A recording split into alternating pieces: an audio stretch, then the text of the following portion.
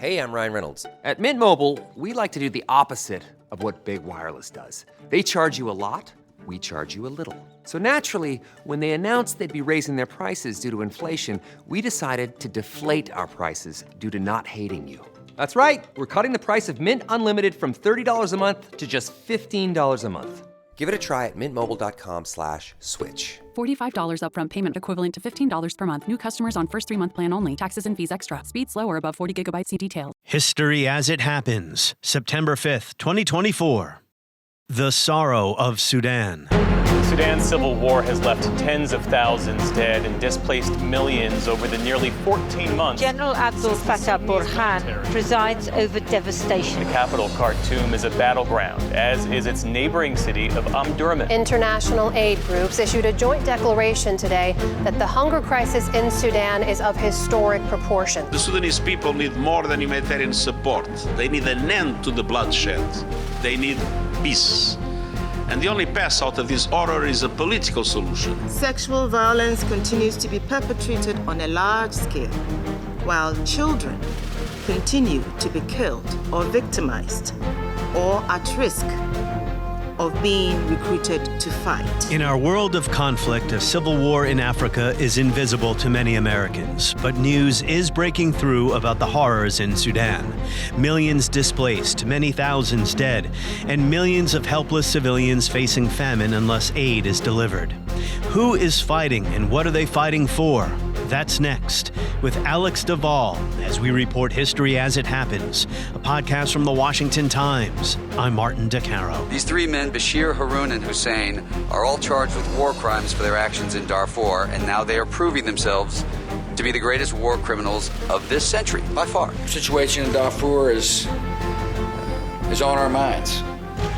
The people who suffer there need to know that the United States will work with others to help solve the problem. Today, we are calling on the United Nations to initiate a full investigation. To this end, the United States will propose that the next UN Security Council resolution on Sudan request a United Nations investigation into all violations of international humanitarian law and human rights law that have occurred in Darfur. This is sadly a case in which the political failures from top to bottom, from the Sudanese themselves, through the African region, through the Middle East, to the highest level, are leading to a situation in which 1 million children could starve to death over the next year. In a country of some 48 million people, an estimated 11 million have fled or been driven from their homes. No one knows exactly how many civilians have been slaughtered, but it's believed to be in the tens of thousands at least. As many as 15 million people face what is called crisis-level food insecurity. All of this is happening in Sudan, a place in Africa most Americans know little about. I think the first time I heard the name Darfur was about 20 years ago, when government forces based in Khartoum engaged in genocidal violence to crush a rebellion there. You'll remember celebrities like George Clooney made Darfur their cause. We're going to go protest and try to raise some more attention to the idea of the Sudanese government committing atrocities to their own people, to their innocent men, women, and children. And also, be careful, we're also worried about making sure that we get some aid to them before it's the worst humanitarian crisis in the world. That's the main issue right now. That's our thoughts. And Secretary of State Colin Powell in 2004 testified before the Senate that genocide was occurring. Those interviews indicated, first, a consistent and widespread pattern of atrocities, killings, rapes, burning of villages committed by Janjaweed and government forces against non-Arab villagers. 3/4 of those interviewed reported that the Sudanese military forces were involved in the attacks. The UN is giving the Sudanese government 30 days to disarm Arab militias accused of widespread atrocities against non-Arab groups in the Darfur region.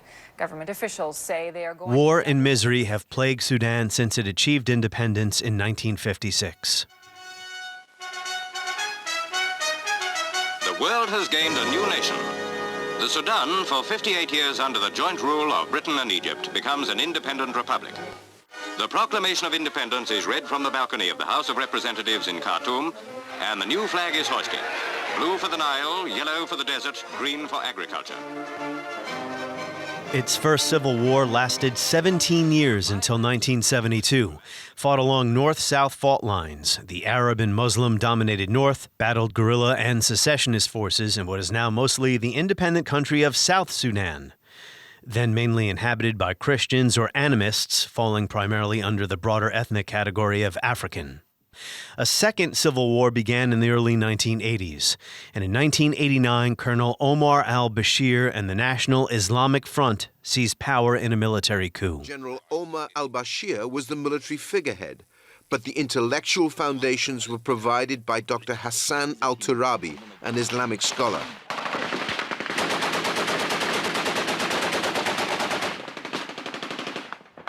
Bashir glommed onto the titles of President, Chief of State, Prime Minister, and Chief of the Armed Forces. He ruled until 2019, when popular protests drove him from power. 5 years ago, elated Sudanese, young and old, danced in the streets after countrywide protests brought down Sudan's 30-year dictator and indicted war criminal Omar al-Bashir.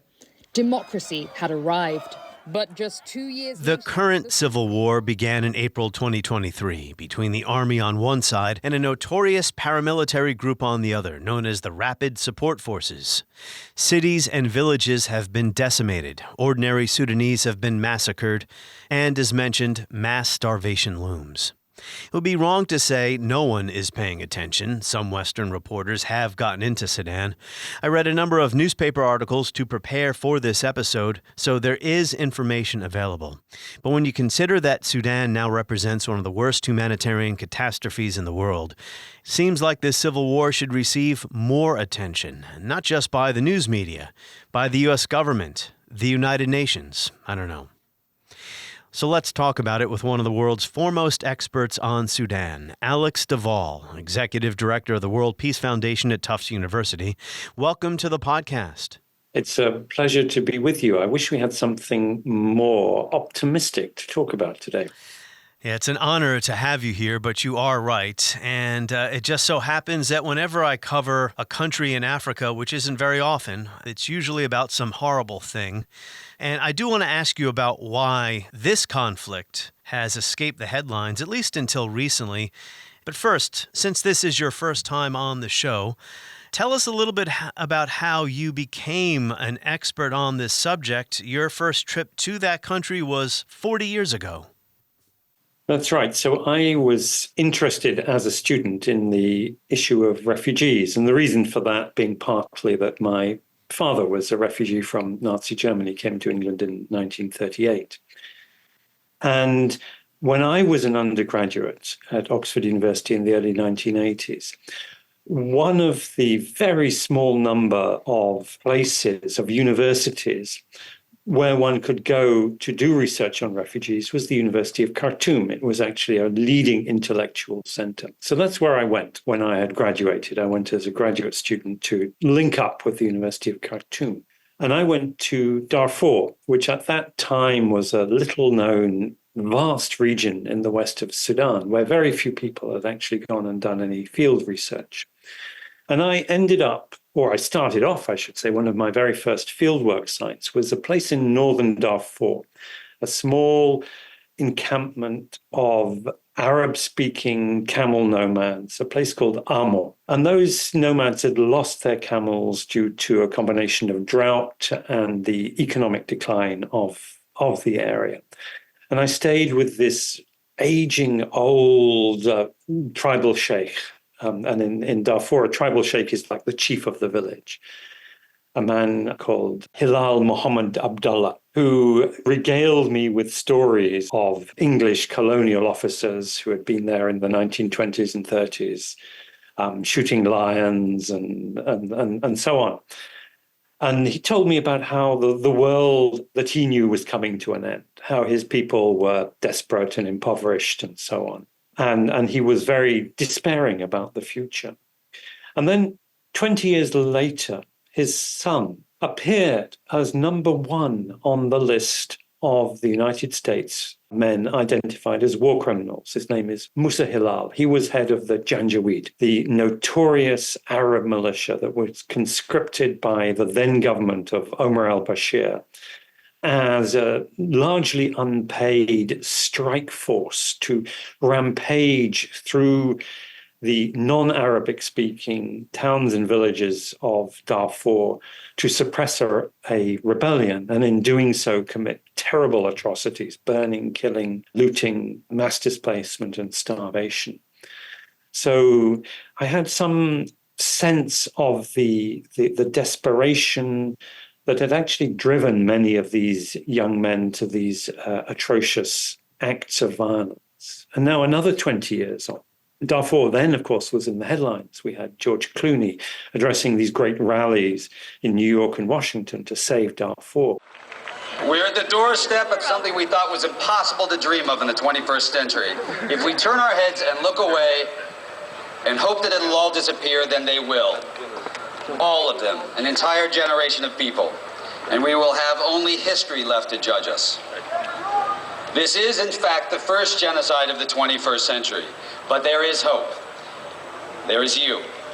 All of you here. All of you.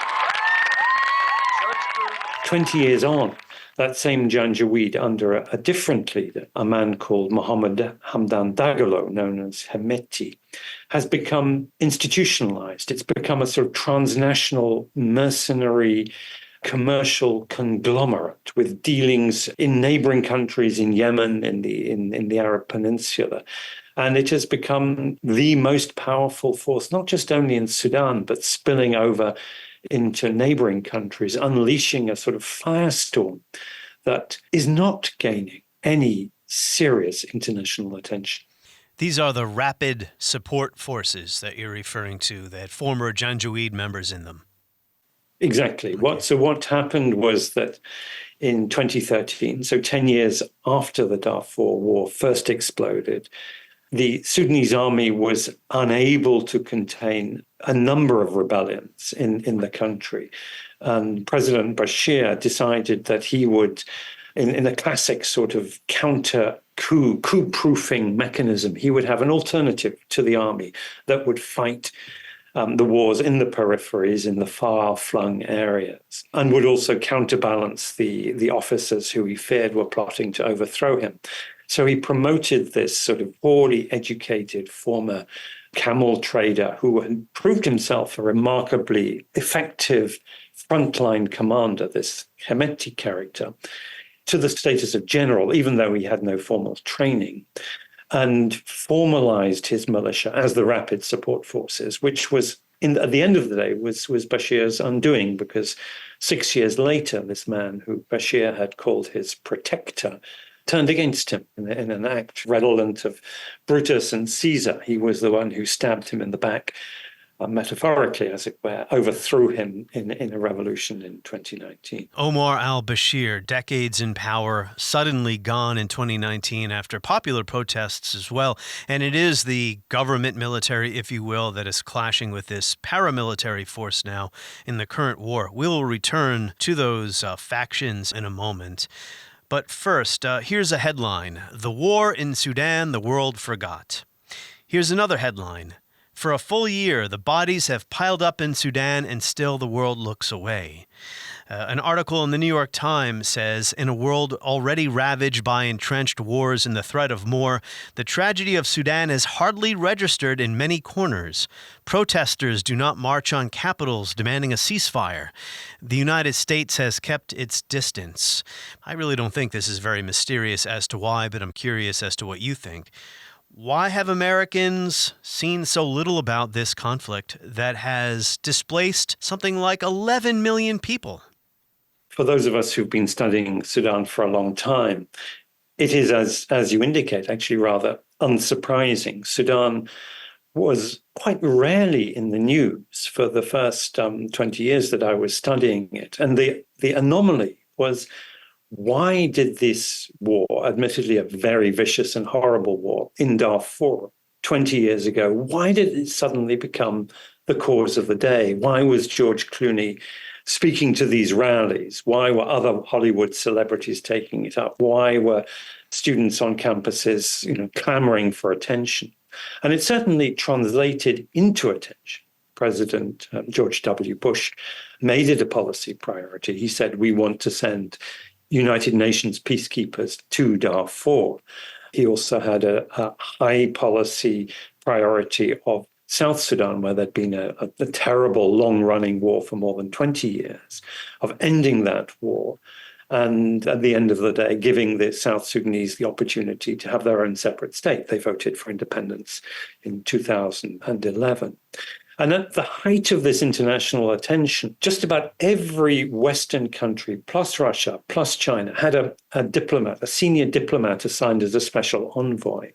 There were half a dozen Security Council resolutions every year at the United Nations for 3-4 years. A third of the world's peacekeepers were stationed in Sudan, in Darfur, in South Sudan, on the north-south border between the two countries. It was the World Food Programme's largest humanitarian operation in the world at the time. Well, it is a huge country geographically, but go ahead, yeah. It's a vast country and the needs were terrible. What was it that brought it all together? And I think the anomaly was that actually there was a convergence, there was sort of consensus of views. So you had the sort of human rights liberals, people like me, who were saying, isn't the human rights situation, the starvation situation terrible, something must be done.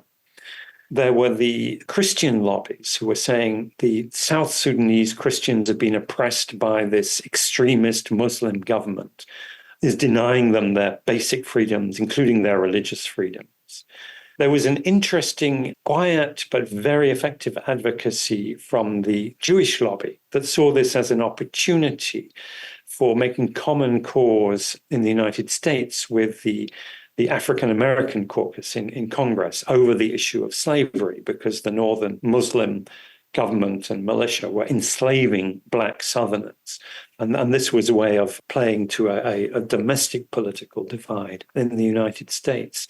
And lastly, and perhaps the thing that really pushed it to the head of the agenda, was that Bashir had been host of Osama bin Laden. The al-Qaeda leader had actually first plotted his terrorist actions in Yemen, in Saudi Arabia, in the United States, when he was in Sudan. And so changing the government, or at least bringing the government into a position where it would cooperate with the US, was a policy priority for the counter-terrorists. So all that converged, and Sudan suddenly became very important. And then as one by one, as those things fell away and the world changed and South Sudan became independent, the war in Darfur was sort of settled with the UN peacekeepers being there, etc. It just fell off the agenda and other issues then crowded in. But also that high level of policy engagement and that amount of money that was being spent was seen by many as unsustainable. You couldn't get the US president or the Secretary of State, subsequently to carry on being engaged. And in fact, Robert Zoellick, who was the Deputy Secretary of State under Bush, said to me interesting words. He said, really, I see my job in Sudan as to get Sudan off the president's agenda. He said, this is not a priority issue for the United States. I wish we could be spending our time on China instead of being compelled by, he pointed at me, he said, people of your generation on the streets. Well, today, though, the Biden administration does talk a lot about democracy and people being able to live in peace and security. But the Sudanese civil war doesn't seem to register. I mean, I'm not at the State Department every day as a reporter, so maybe I'm wrong about that.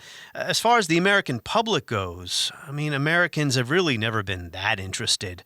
Generally speaking, in sub-Saharan Africa, we haven't really fought many wars there. We don't really know a lot about the place.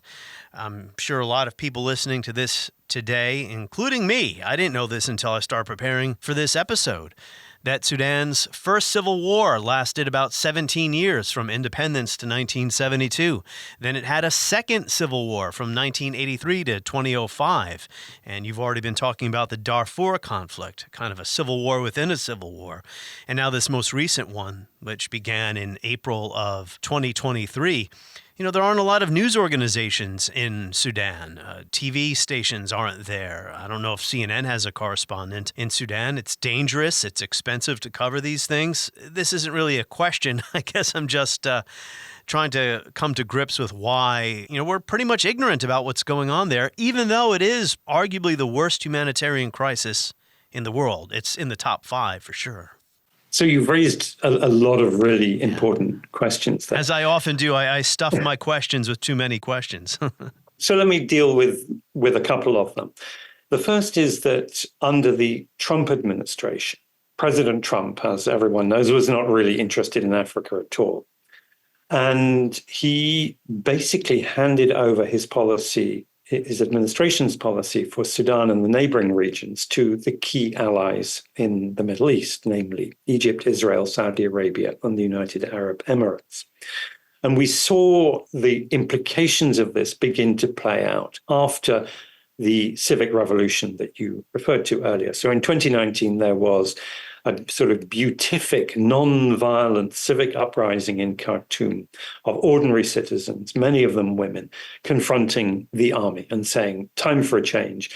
You've led for 30 years, we've had this extremist, autocratic, corrupt government that's run the country into the ground. We want to change. I spoke to one of the generals who was actually, as it were, on the other side of the demonstrations. And he said to me, my daughter just came home from the protests and said, don't shoot us, Dad. When I heard that, I thought, okay, time's up, because the army is not going to fire on the wives and daughters of the officer corps. And they didn't. When Bashir said, shoot them, they said, no, we'll stand with the people. And so we had this sort of democratic revolution. But the key interlocutors, the ones who stepped in to help negotiate what came next, were Saudi Arabia and the United Arab Emirates. And they're not interested in democracy. They're interested in their own interests and their own commercial interests. They're interested in countering Islamic extremism. They're interested in having military men in power who will do their bidding. And what later happened, which has been so lethal, is the Saudis and the Emiratis, who were on the same page in 2019, then fell out.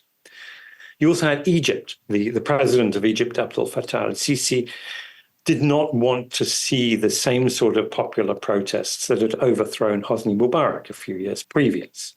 And you had Israel. And Israel's line was, we will help Sudan and we will lobby for Sudan if Sudan joins the Abraham Accords, if it recognizes us. And in fact, so the Trump administration only lifted sanctions on Sudan, which had been there from the days of Osama bin Laden. They only lifted those sanctions when Sudan signed up to the Abraham Accords, by which time it was really too late for democracy.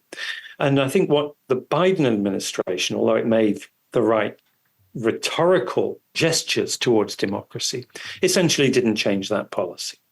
It left Sudan as a sort of second or third order priority, an African issue, whereas everyone who was looking at Sudan said, this has actually become a periphery of the Middle East. In order to settle the Sudanese crisis, you need to get Egypt, Saudi Arabia, and the United Arab Emirates to come together to find a solution, which may or may not be democratic, but certainly would be better than war.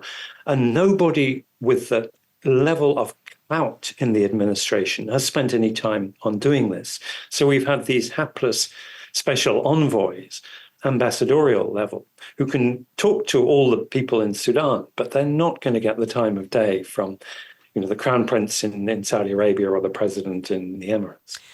And I refer to Sudan as a sub-Saharan African country. That's not quite right. The northern part of the country is Arab and Muslim, whereas the central or southern parts of the country are African and Christian and animist in religion. Is that generally right? Or that's a simplified but generally accurate view. But let's go a little bit back in history. I mean, you talk about history a lot in your podcast. Yeah. So 200 years ago, the ruler of Egypt, the Khedive, Muhammad Ali, decided he wanted an empire on the Nile. And he sent his armies to conquer and overrun Sudan. It wasn't just an Egyptian army. He conscripted a whole lot of European and Turkish and from the Caucasus and the Balkans, all sorts of mercenaries and freebooters and adventurers to serve in his forces. They went and they overran, first of all, the northern part of Sudan. And in doing that, they enlisted local allies, the so-called Khartoum traders, Arabic-speaking, affiliated with Egypt, the sort of the poor cousins of the Egyptians, if you like. And they overran and conquered South Sudan as slavers and ivory hunters and so on. And one of them, an infamous slave trader mercenary called Zubair Rahma Pasha, defeated the independent Sultanate of Darfur and installed himself a sultan. And then he was recalled by the Caliph of Egypt, who kept him as not exactly a prisoner, but kept him under house arrest. And so the Egyptians absorbed Darfur. Now, when it came to the Congress of Berlin in the 1880s, when the European diplomats sat round the table in Berlin and drew lines on maps and carved up Africa, basically the frontier where the various, freebooters and army officers had got to, that became the boundary of Sudan. The different colonial powers said, okay, the Egyptians and their people have got this far. This is their territory. So it was an imperial frontier. And it was an imperial frontier that had a couple of characteristics. One is that the people who were ruling it were the Egyptians and their close allies. So there was already a sort of ethnic, racial, religious hierarchy there. And the rest were subjects or indeed slaves. And then when the slave trade was later abolished, the slaves became just, neglected second or third class citizens whose labor was exploited. The British, when they came in as the colonial power, called them Sudanese servants, a euphemism for slaves and former slaves. And so you had this key features of the Sudanese state were this ethnic inequality and disparity overlain most lethally with extreme economic inequality, and a model of capitalism that was based upon raiding, extraction, slavery. It was sort of, frontier capitalism. This is the pre-independence period we're still in here. We're talking really about the 19th century. And then what was called the Mahdist Revolution. So this caused so much mayhem in Sudan that a man called Muhammad Ahmed al-Mahdi, who proclaimed himself the sort of the savior, the messiah, led a revolt, drove out the Egyptians in 1883, killed the British general Charles Gordon, who'd gone to sort of evacuate Khartoum and save the remnants of the Egyptian and international presence there. He and his successor ruled a sort of Islamist despotism for 15 years. And then the British came back. A General Horatio Kitchener, who then became a famous figure in World War I, led an army down the Nile, defeated the Mahdi at the Battle of Omdurman. And the British then came and occupied Sudan within those boundaries. And the British colonial period, which lasted until 1956, so a relatively brief period, actually. And they only conquered Darfur in 1916, so they were only 40 years in Darfur. Essentially, what they did was they developed the core of the country around Khartoum and a place immediately to the south called Jazeera, where it was a fantastic place for growing cotton. British needed cotton for their factories in Manchester, and this was one of the world's best places for cotton growing. A big irrigated scheme called the Jazeera Scheme was set up. But the rest of the country was basically neglected, just left under tribal rulers and with a sort of minimum law and order type of administration. So when independence came in 1956, what you had was an elite from the north, from Khartoum, that had actually gained some benefits from colonialism relative to the rest of the population, relatively well educated. They had, access to the administration, to these irrigated farms and so on. So they got relatively wealthy.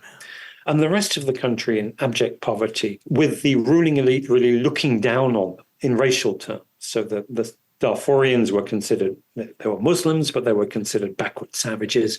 The Southerners were considered even worse because they weren't even Muslims. They were followers of traditional religion. And these elites, they were generally Arabs? These were people who, if you go to the Arab world, I mean, if you go to Saudi Arabia or Egypt, they will look at them, they'll say, you're black Africans. But they were Arabic speaking. They considered themselves Arabs. And as it were, they got the worst of both worlds. They were not fully Arabs, and yet they were also not fully African. Yeah, because today Sudan is a population of 48 million prior to the displacement, most of them internally, but still many Sudanese have fled the country. And a number of ethnicities, in addition to Arab. The list is rather long. I don't need to get into it here. We talked a little about the religious breakdown as well. It is a complex place. So as a newcomer to this subject, I appreciate your expertise. So in 1956, we get independence. And I know it's very easy to say, well, colonial power screwed this country up and we'll draw a straight line to today. And that's why it still has problems, because of the legacy of colonialism.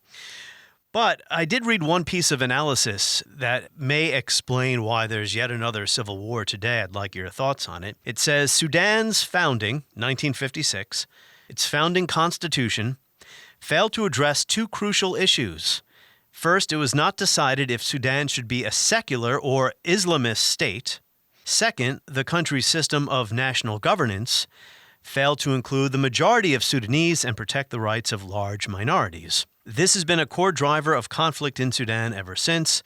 As the years went by and national governance became dominated by elite Arab tribal groups in Khartoum, the central government failed to fulfill its promises to create a federal system that was more inclusive.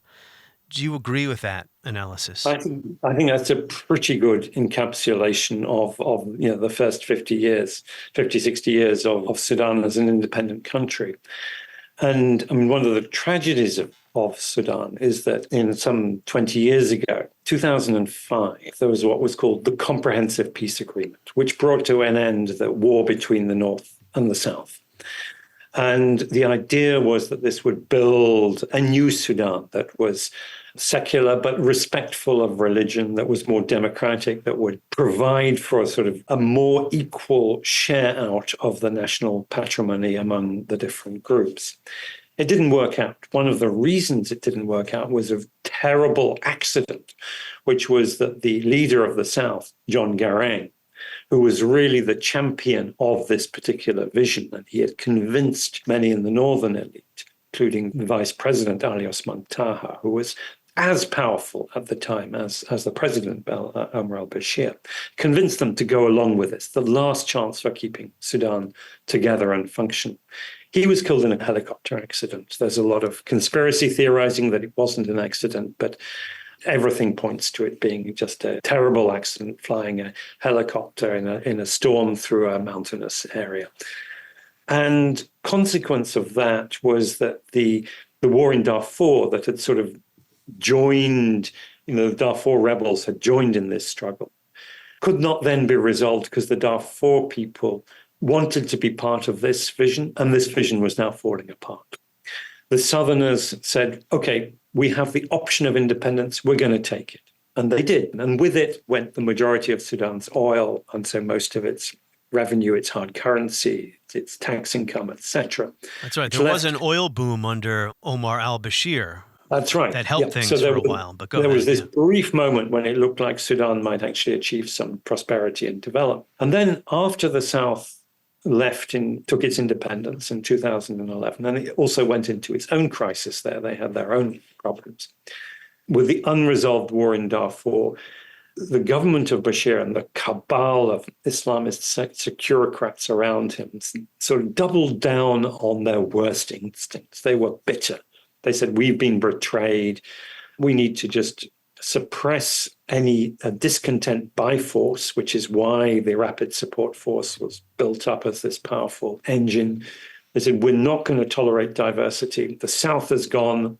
Those who remain, we are Arabs and Muslims only, which wasn't true. There were still many of the non-Arabs. Majority of the non-Muslims had gone, but there's still a diverse country, still beset by the same problems.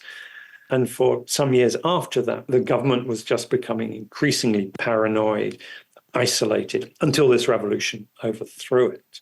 And then the tragedy of that was, first of all, the opportunity for democracy to flower was really snuffed out. Yeah, 2019 we're talking about here, but go ahead, yeah. 2019, peaceful revolution.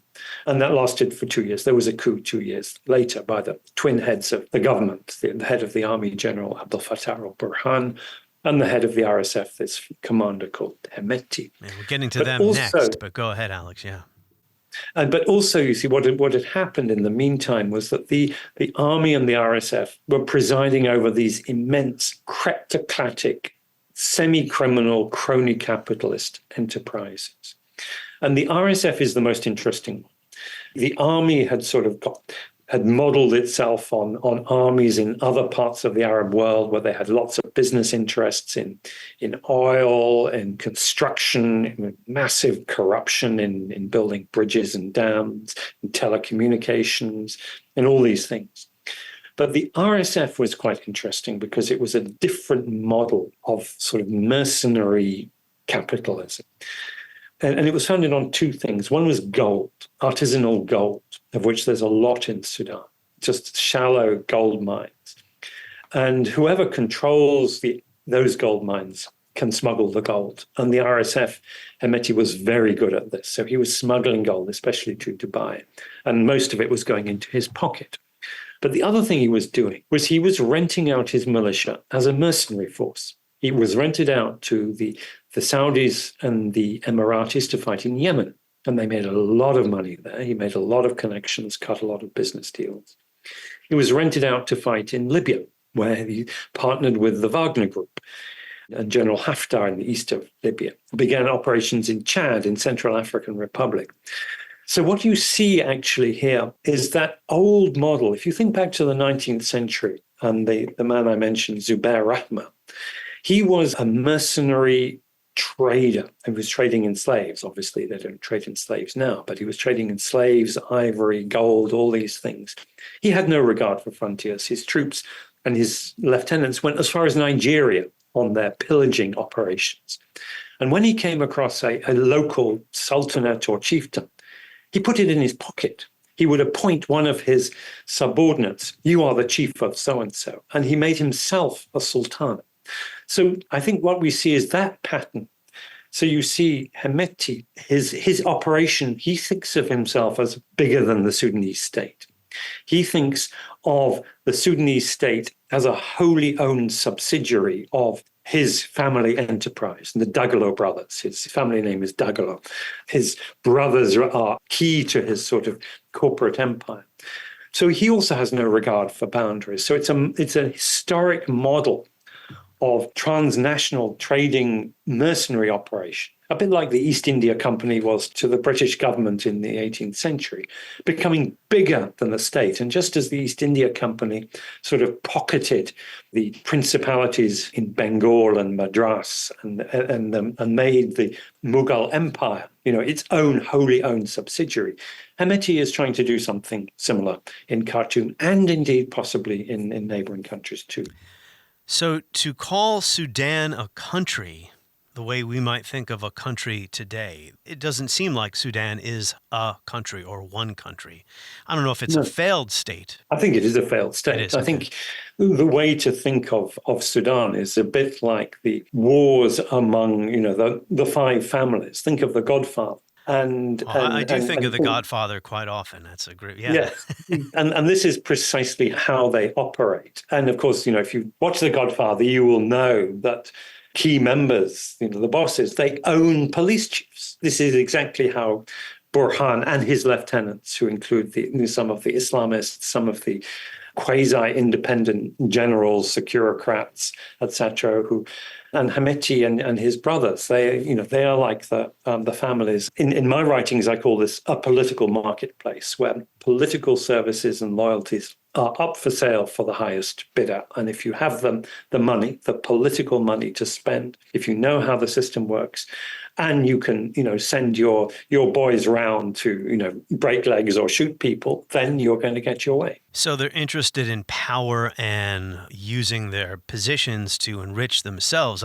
My next question was going to be, so who is fighting today and what are they fighting about? You just provided quite a bit of the background. But it does seem to be different than past conflicts insofar as, well, we've been discussing the ethnic and religious and political fault lines. For instance, I'm reading from an encyclopedia article here about Darfur. Ethnic tensions long simmering between nomadic Arab herders and sedentary Fur and other agriculturists, F-U-R, Fur, I guess that's an ethnic group, began erupting into armed conflict in the late 1980s. The violence, although bloody, generally was sporadic until 2003, when rebels from among the agriculturists attacked government installations to protest what they contended was the Sudanese government's disregard for the western region and its non-Arab population. And then we get the Janjaweed going in there, and we have the Darfur catastrophe. Today, you have General al-Burhan on one hand, General Hamdan on the other, the Rapid Support Forces, you've used his other name, his other moniker, Hemeti.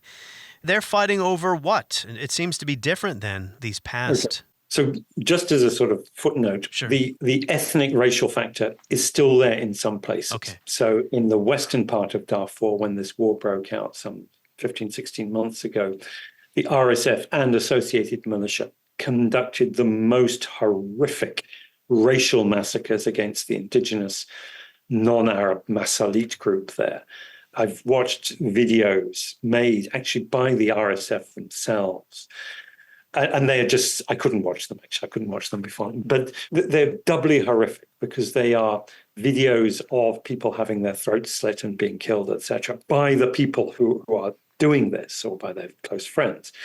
But what is even more horrible, equally horrible, is the way in which you hear the killers being celebrated and urged on by the crowds using the most horrible racist epithets. So there is that. There is that genocidal violence in certain places. But that genocidal violence is a continuation of old antagonisms, a renewal of old... It's a renewal of them that were whipped up by this Arab supremacist ideology that was fostered in the 1980s. But the bigger thing across the whole of Sudan is actually a simple struggle for power. What we had, I mean, these two generals know each other. And in fact, they were ruling the country together for a short period of time. They did. They worked together. In fact, they worked together in Darfur. They worked together in Yemen. They've known each other very well over 20 years. And that is also true of the military officers on both sides. So a lot of army officers were seconded to the RSF and are still there. So they have their close friends and colleagues on the other side. And one of the interesting things about this is that although the two sides will not negotiate formally around the same table, the U.S. Special Envoy Tom Perriello earlier this month, and talking at the end of August, so a couple of weeks ago, tried to get them together. They refused to sit together in Geneva. But every day they are making trade deals. So you have cattle and sheep from the RSF areas that are collected by traders and officers with the RSF that are traded across the battle to areas controlled by the army, and then on to Port Sudan or across the boundary to Egypt by merchants and officers on the other side. And these deals are being made every day, and deals are being made over gold, over other sorts of trade. So they're bargaining, as in the market, how to share the profits every day. They can do that. And they know each other. And in fact, one of the things that happens in many of these battles, yes, you have a battle, but the outcome is not decided really by firepower. The outcome is decided by if the RSF has made a financial inducement to the officer on the other side that is big enough for him to either abandon the town or even come over. So the war began because the two rivals figured they couldn't live together. Their rivalry was just too intense. But it's a war that is as much a sort of a commercial competition as it is a battlefield. I was going to ask you next, and you've already partially answered this question, and maybe it sounds like a dumb question, given that we know all throughout history, when wars break out, regular people, ordinary citizens suffer the most. But why does it seem like the human suffering is so acute or so really enormous in this civil war that's been going on for, as you said, about 15, 16 months. Nearly 11 million people displaced from their homes. A couple million have left the country altogether. A State Department official estimating 150,000 people might be dead in the fighting, although an accurate body count is impossible to come to. More than 15 million Sudanese facing crisis-level food insecurity. Again, that's out of a population of about 48 million. 1 out of every 3 people with not enough food to eat. How do you explain this level of human suffering? And let me add one other statistic, which is some colleagues at the Klingendale Institute in the Netherlands made an estimate of the potential upper limit for famine deaths. And their estimate was 2.5 million could die, which would make it the worst famine in the world for more than 40 years. And most of the food security experts do say that's an upper limit, but it is not impossible. It could happen. You know, I'll just briefly answer my own question, partly, and then I'll give you the floor again.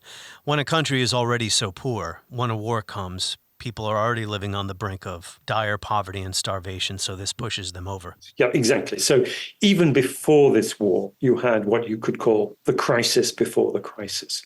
There was already a record number of Sudanese needing food assistance, and that was for various reasons.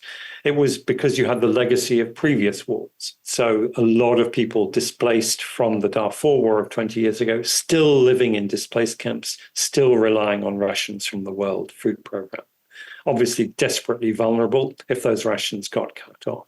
You had the legacy of decades of neglect of small agriculture. The way the crony capitalist system worked was that merchants were given subsidies, essentially, to create prairie farms where villages already existed. So you would send in the bulldozers, you'd bulldoze people's villages and their farms, you'd create these prairie farms, which would be very productive for a few years, and then they'd turn into dust bowls.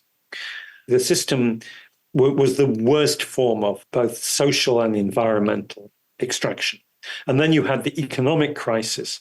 On top of that, the economic crisis that followed the loss of oil, where basic income collapsed, particularly for the urban communities.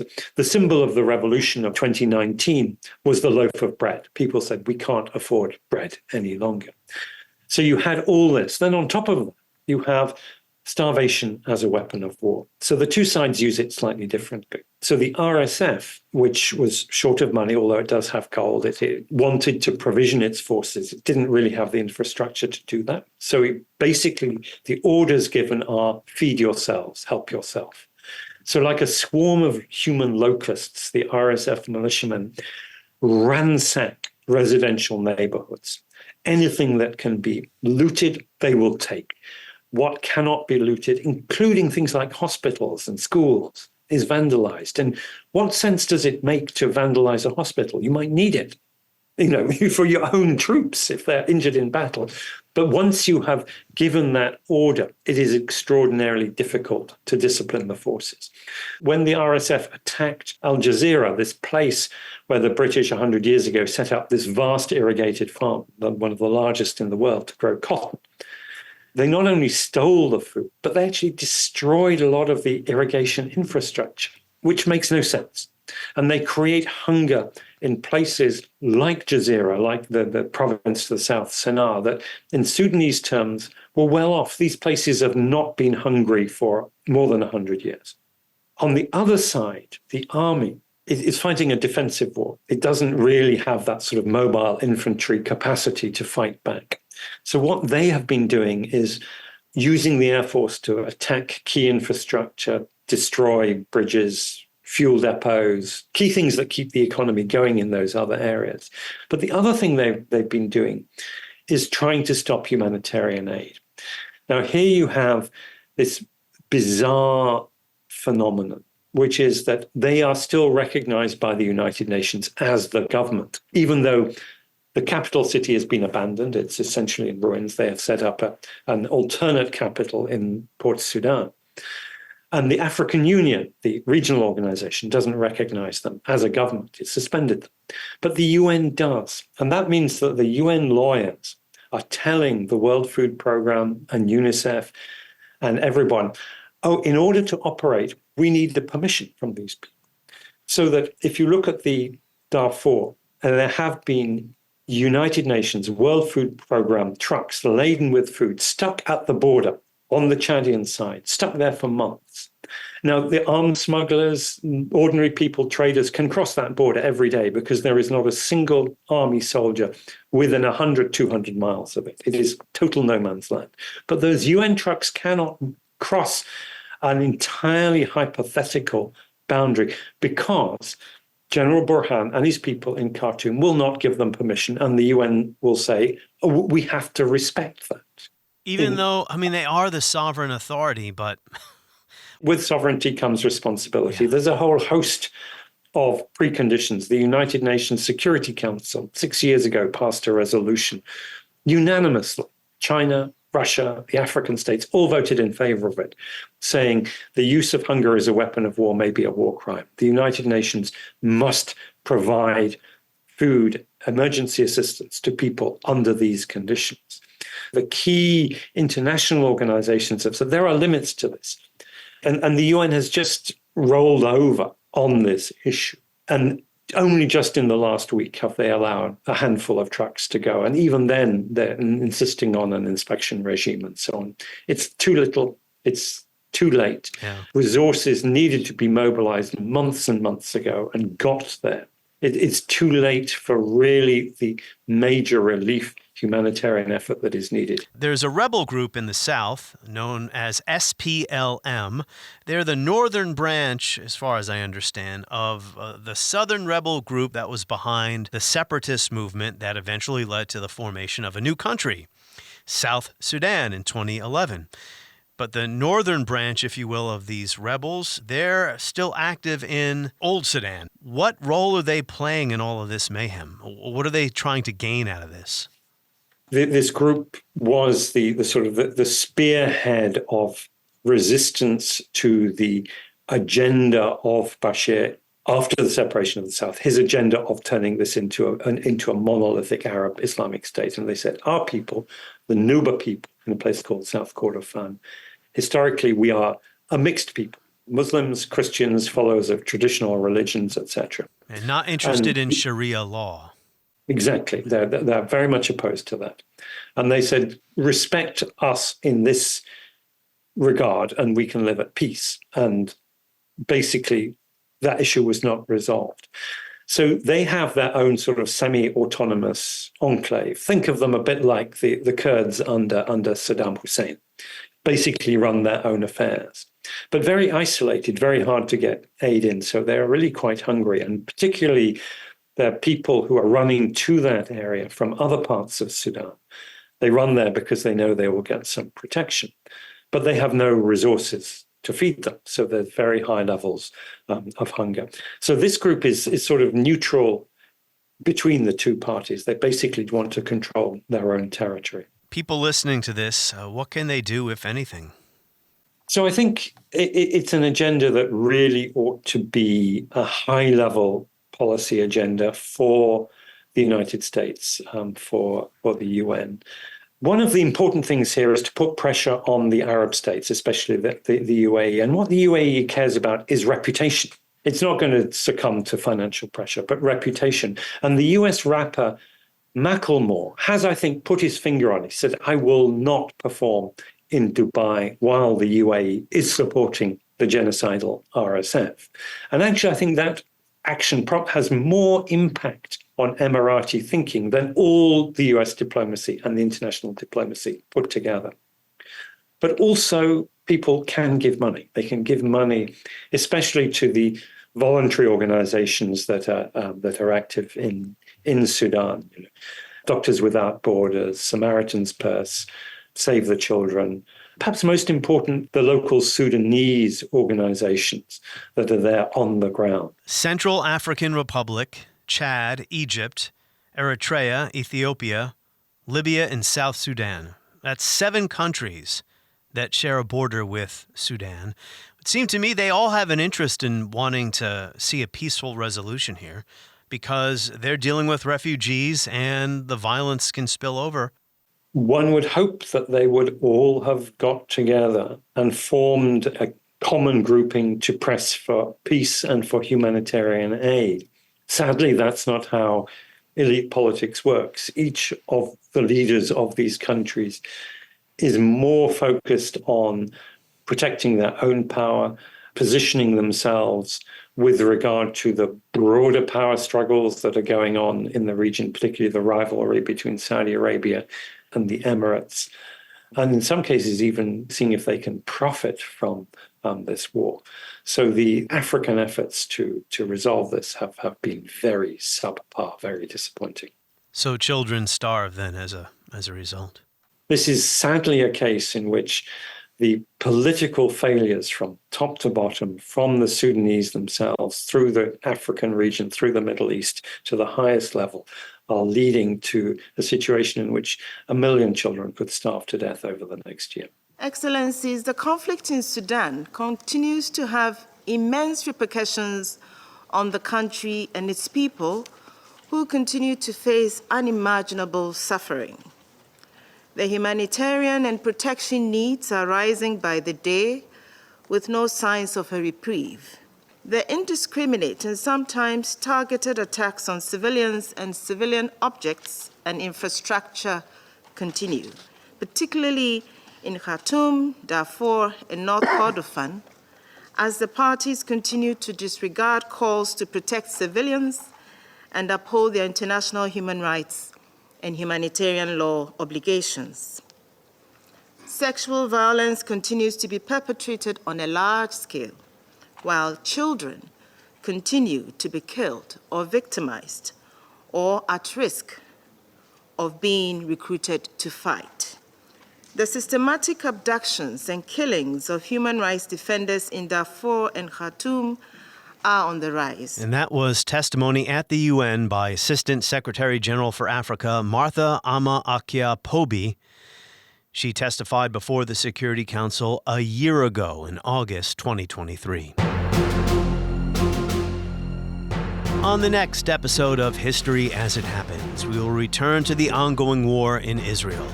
What happened to the Israeli left? What do the ongoing protests in Israel tell us about the prospects for peace? That is next as we report History as It Happens, a podcast from the Washington Times.